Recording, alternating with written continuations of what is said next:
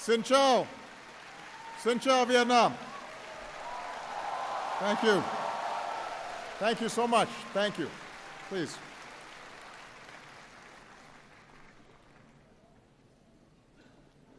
To the government and the people of Vietnam, thank you for this very warm welcome and the hospitality that you've shown me on this visit. And thank all of you for being here today.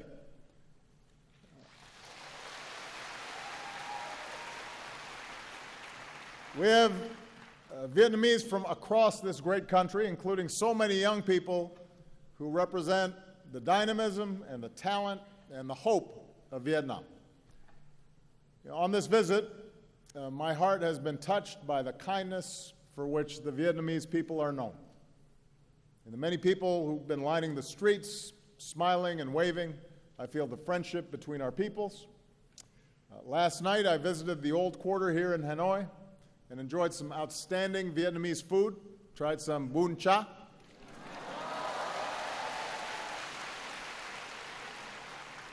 Drank some beer Hanoi.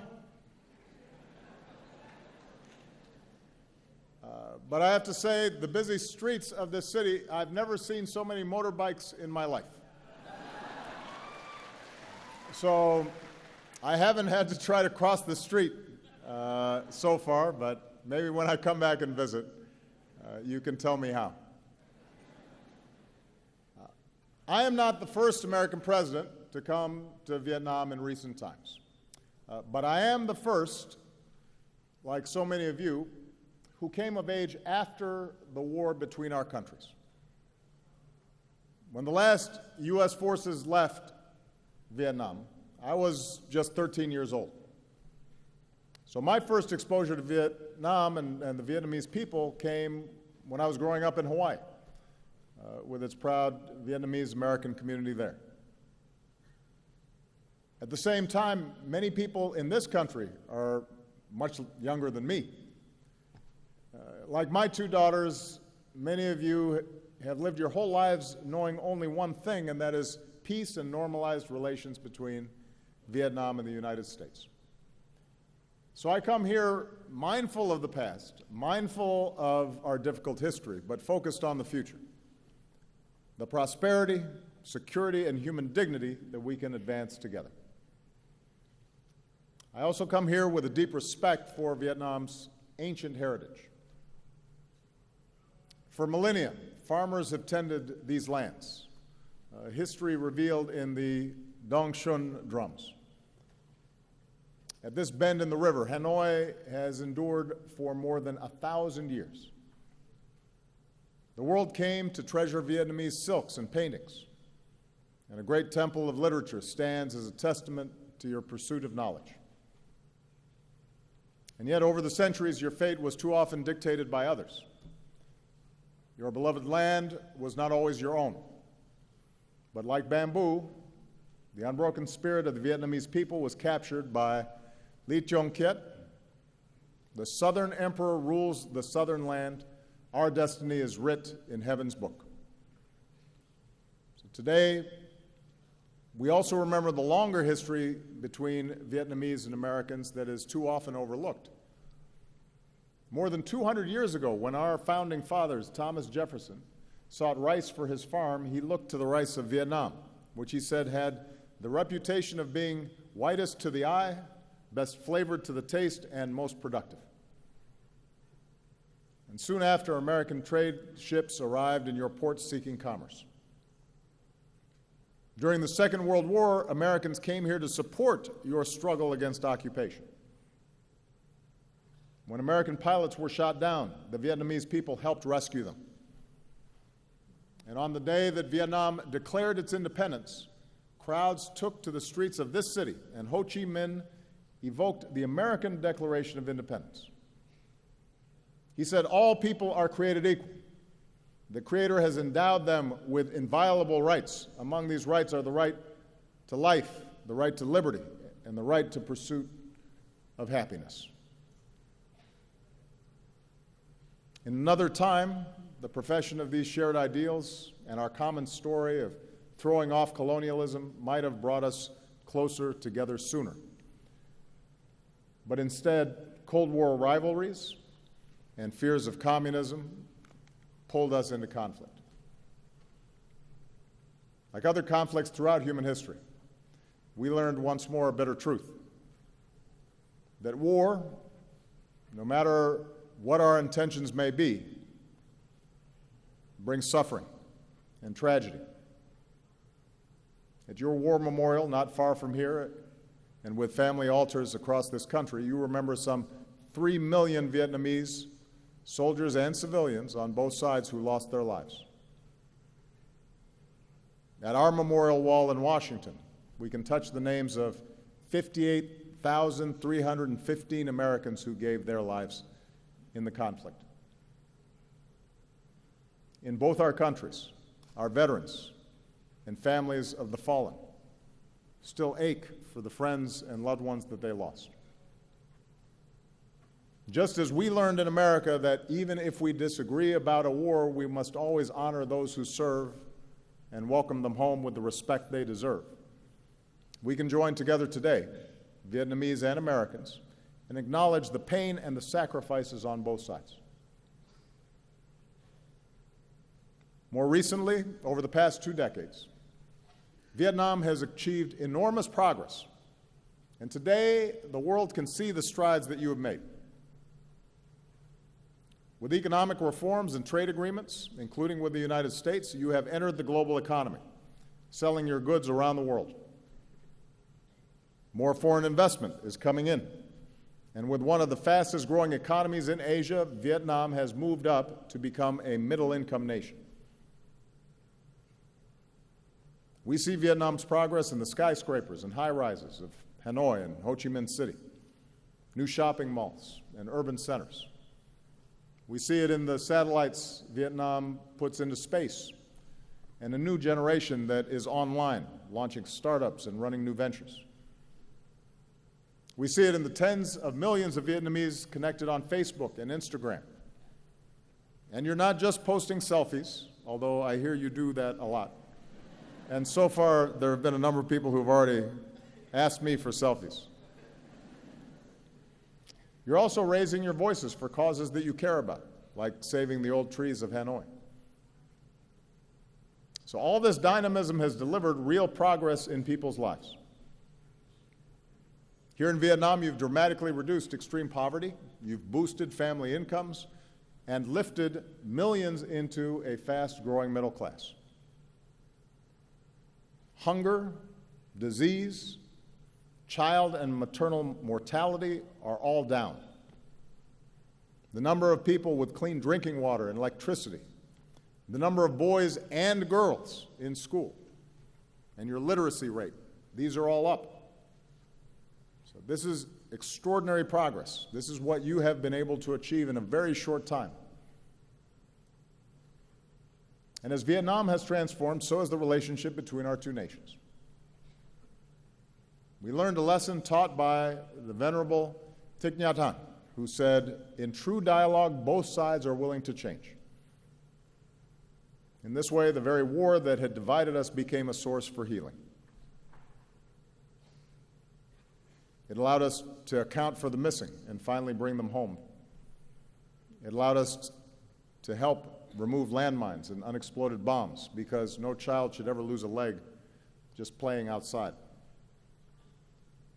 Even as we continue to assist Vietnamese with disabilities, including children, we are also continuing to help remove Agent Orange, dioxins, so that Vietnam can reclaim more of your land. We're proud of our work together in Da Nang, and we look forward to supporting your efforts in Bien Hoa. Let's also not forget that the reconciliation between our countries was led by our veterans who once faced each other in battle.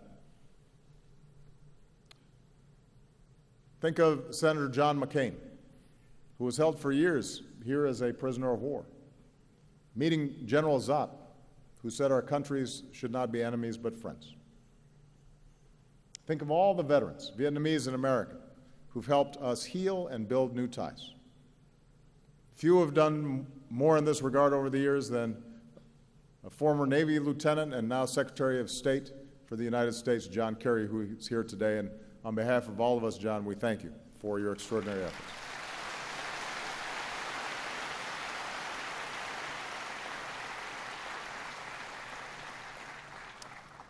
Because our veterans showed us the way, because warriors had the courage to pursue peace, our peoples are now closer than ever before. Our trade has surged, our students and scholars learn together. We welcome more Vietnamese students to America than from any other country in Southeast Asia. And every year you welcome more and more American tourists, including young Americans with their backpacks, to Hanoi's 36 streets and the shops of Hoi An and the imperial city of Hue.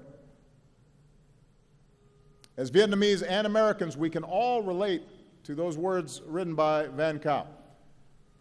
From now, we know each other's homeland. From now, we learn to feel for each other. As president, I've built on this progress. With our new comprehensive partnership, our governments are working more closely together than ever before. And with this visit, we've put our relationship on a firmer footing for decades to come. In a sense, the long story between our two nations that began with Thomas Jefferson more than 2 centuries ago has now come full circle. It's taken many years and required great effort. But now we can say something that was once unimaginable. Today, Vietnam and the United States are partners. And I believe our experience holds lessons for the world. At a time when many conflicts seem intractable, seem as if they will never end, we have shown that hearts can change and that a different future is possible when we refuse to be prisoners of the past. We've shown how peace can be better than war.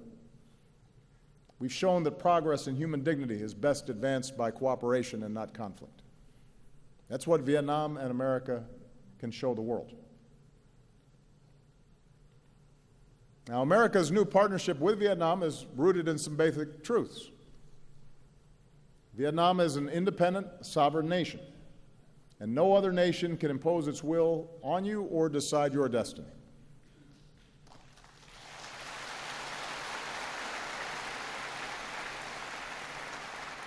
Now, the United States has an interest here. We have an interest in Vietnam's success.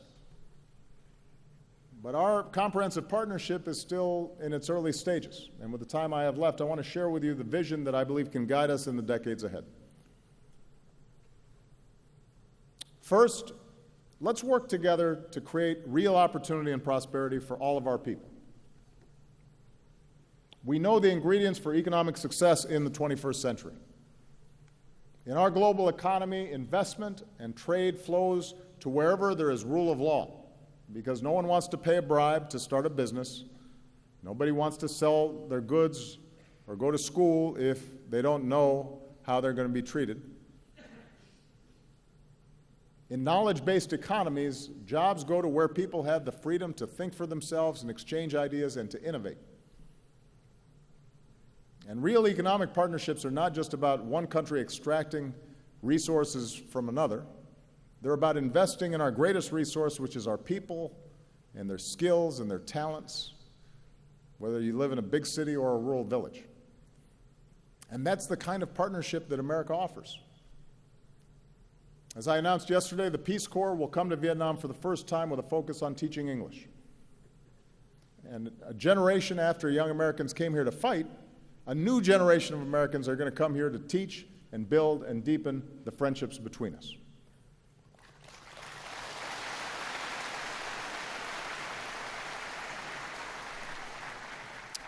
Some of America's leading technology companies and academic institutions are joining Vietnamese universities to strengthen training in science, technology, engineering, mathematics, and medicine. Because even as we keep welcoming more Vietnamese students to America, we also believe that young people deserve a world-class education right here in Vietnam. It's one of the reasons why we're very excited that this fall, the new Fulbright University Vietnam will open in Ho Chi Minh City, this nation's first independent nonprofit university. where there will be full academic freedom and scholarships for those in need.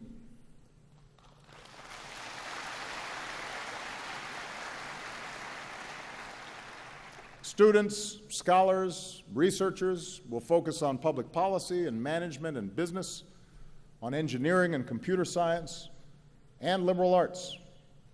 Everything from the poetry of Nguyen Zu to the philosophy of Fan Chu Ching to the mathematics of No Ba Cho. And we're going to keep partnering with young people and entrepreneurs because we believe that if you can just access the skills and technology and capital you need, then nothing can stand in your way, and that includes, by the way, the talented women of Vietnam. We think gender equality is an important principle. From Chung sisters to today, strong, confident women have always helped move Vietnam forward. And the evidence is clear. I say this wherever I go around the world. Families, communities, and countries are more prosperous when girls and women have an equal opportunity to succeed in school and at work and in government. That's true everywhere, and it's true here in Vietnam.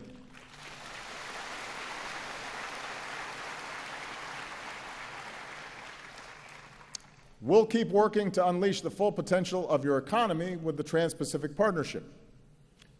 Now, here in Vietnam, TPP will let you sell more of your products to the world, and it will attract new investment. TPP will require reforms to protect workers and rule of law and intellectual property. And the United States is ready to assist Vietnam as it works to fully implement its commitments. I want you to know that as President of the United States, I strongly support TPP because you'll also be able to buy more of our goods, made in America. Moreover, I support TPP because of its important strategic benefits.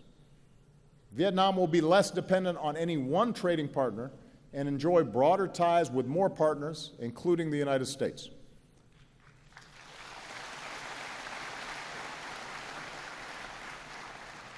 And TPP will reinforce regional cooperation. It will help address economic inequality and will advance human rights with higher wages and safer working conditions. For the first time here in Vietnam, the right to form independent labor unions and prohibitions against forced labor and child labor. And it has the strongest environmental protections and the strongest anti-corruption standards of any trade agreement in history. That's the future TPP offers for all of us, because all of us, the United States, Vietnam, and the other signatories, will have to abide by these rules that we have shaped together. That's the future that is available to all of us. So we now have to get it done for the sake of our economic prosperity and our national security. This brings me to the second area where we can work together, and that is ensuring our mutual security. With this visit, we've agreed to elevate our security cooperation and build more trust between our men and women in uniform. We'll continue to offer training and equipment to your Coast Guard to enhance Vietnam's maritime capabilities. We will partner to deliver humanitarian aid in times of disaster. With the announcement I made yesterday to fully lift the ban on defense sales, Vietnam will have greater access to the military equipment you need to ensure your security. And the United States is demonstrating our commitment to fully normalize our relationship with Vietnam.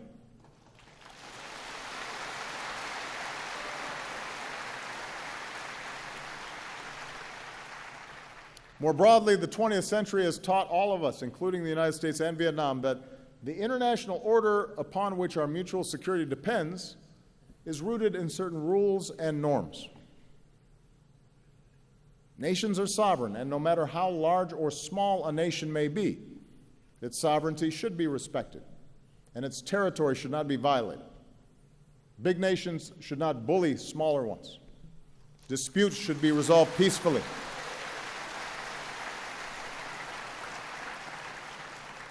And regional institutions like ASEAN and the East Asia Summit should continue to be strengthened. That's what I believe, that's what the United States believes, and that's the kind of partnership America offers this region. I look forward to advancing this spirit of respect and reconciliation later this year when I become the first U.S. president to visit Laos. In the South China Sea, the United States is not a claimant in current disputes, but we will stand with partners in upholding core principles like freedom of navigation and overflight, and lawful commerce that is not impeded, and the peaceful resolution of disputes through legal means in accordance with international law. And as we go forward, the United States will continue to fly, sail, and operate wherever international law allows, and we will support the right of all countries to do the same.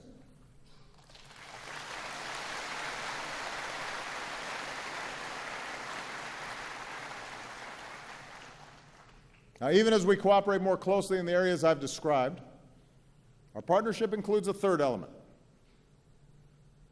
addressing areas where our governments disagree, including on human rights. I say this not to single out Vietnam. No nation is perfect. 2 centuries on, the United States is still striving to live up to our founding ideals. We still deal with our shortcomings: too much money in politics and rising economic inequality, racial bias in our criminal justice system, women still not being paid as much as men doing the same job. We still have problems, and we're not immune from criticism. I promise you, I hear it every day. But that's scrutiny, that open debate, confronting our imperfections and allowing everybody to have their say, has helped us grow stronger and more prosperous and more just.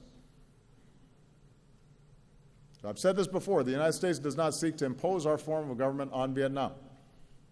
The rights I speak of, I believe, are not American values. I think they are universal values, written into the Universal Declaration of Human Rights. They're written into the Vietnamese Constitution, which states that citizens have the right to freedom of speech and freedom of the press, and have the right of access to information, the right to assembly, the right to association, and the right to demonstrate. That's in the Vietnamese Constitution.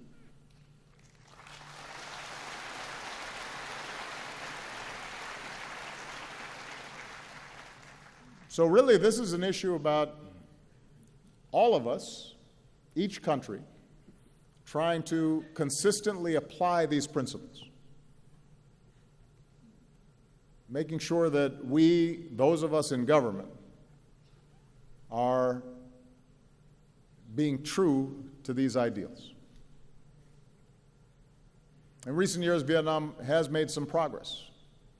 Vietnam's committed to bringing its laws in line with its new constitution and with international norms. Under recently passed laws, the government will disclose more of its budget, and the public will have the right to access more information. And as I said, Vietnam has committed to economic and labor reforms under the TPP. So these are all positive steps. And ultimately, the future of Vietnam will be decided by the people of Vietnam. Every country will chart its own path, and our 2 nations have different traditions and different political systems and different cultures. But as a friend of Vietnam, allow me to share my view, why I believe nations are more successful when universal rights are upheld. When there's freedom of expression and freedom of speech, and when people can share ideas and access the internet and social media without restriction, that fuels the innovation economies need to thrive. That's where new ideas happen. That's how a Facebook starts. That's how some of our greatest companies began. Because somebody had a new idea that was different, and they were able to share it.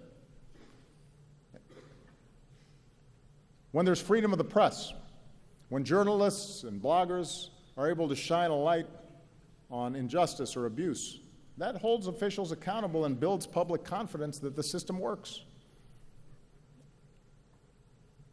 When candidates can run for office and campaign freely, and voters can choose their own leaders in free and fair elections, it makes the countries more stable because citizens know that their voices count and that peaceful change is possible. And it brings new people into the system.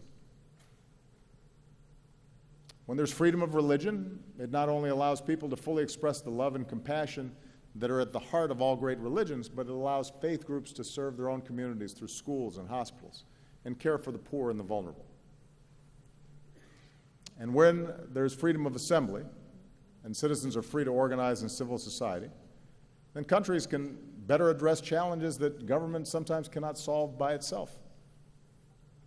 So it is my view that upholding these rights is not a threat to stability, but actually reinforces stability and is the foundation of progress. After all, it was a yearning for these very rights that inspired people around the world, including Vietnam, to throw off colonialism. And I believe that upholding these rights is the fullest expression of the independence that so many cherish, including here, in a nation that proclaims itself to be of the people, by the people, and for the people. Vietnam will do it differently than the United States does. And each of us will do it differently from many other countries around the world. But there are these basic principles that I think we all have to try to work on and improve. And I say this as somebody who's about to leave office. So I have the benefit of almost 8 years now of reflecting on how our system has worked and interacting with countries around the world who are constantly trying to improve their systems as well. Now, finally, our partnership, I think, can meet global challenges that no nation can solve by itself.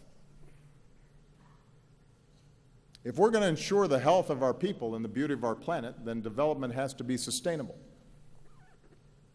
Natural wonders like Ha Long Bay and Sundong Cave have to be preserved for our children and our grandchildren. Rising seas threaten the coasts and waterways on which so many Vietnamese depend.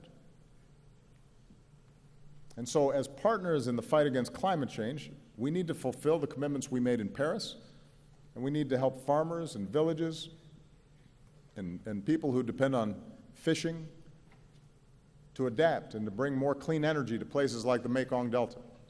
This is a rice bowl of the world that we need to feed future generations.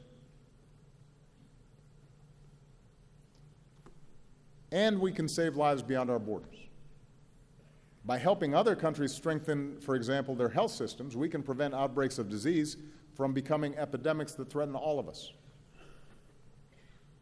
And as Vietnam deepens its commitment to UN peacekeeping, the United States is proud to help train your peacekeepers. And what a truly remarkable thing that is. Our two nations that once fought each other now standing together and helping others achieve peace as well. So in addition to our bilateral relationship, our partnership also allows us to help shape the international environment in ways that are positive. Now, fully realizing the vision that I've described today is not going to happen overnight, and it is not inevitable. There may be stumbles and setbacks along the way. There are going to be times where there are misunderstandings. It will take sustained effort and true dialogue where both sides continue to change. But considering all the history and hurdles that we've already overcome, I stand before you today very optimistic about our future together.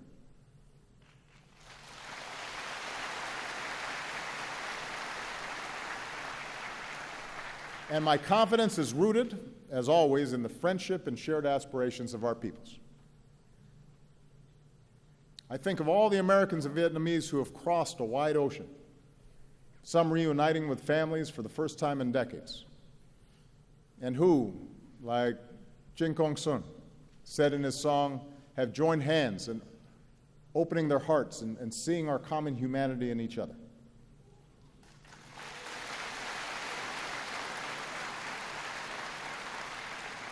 I think of all the Vietnamese Americans who've succeeded in every walk of life: doctors, journalists, judges, public servants. One of them, who was born here, wrote me a letter and said, "By God's grace, I've been able to live the American dream. I'm very proud to be an American, but also very proud to be Vietnamese." And today he's here. Today he's here, back in the country of his birth, because he said his personal passion is improving the life of every Vietnamese person. I think of a new generation of Vietnamese, so many of you, so many of the young people who are here, who are ready to make your mark on the world. And I want to say to all the young people listening, your talent, your drive, your dreams, in those things Vietnam has everything it needs to thrive. And your destiny is in your hands. This is your moment, and as you pursue the future that you want, I want you to know that the United States of America will be right there with you as your partner and as your friend.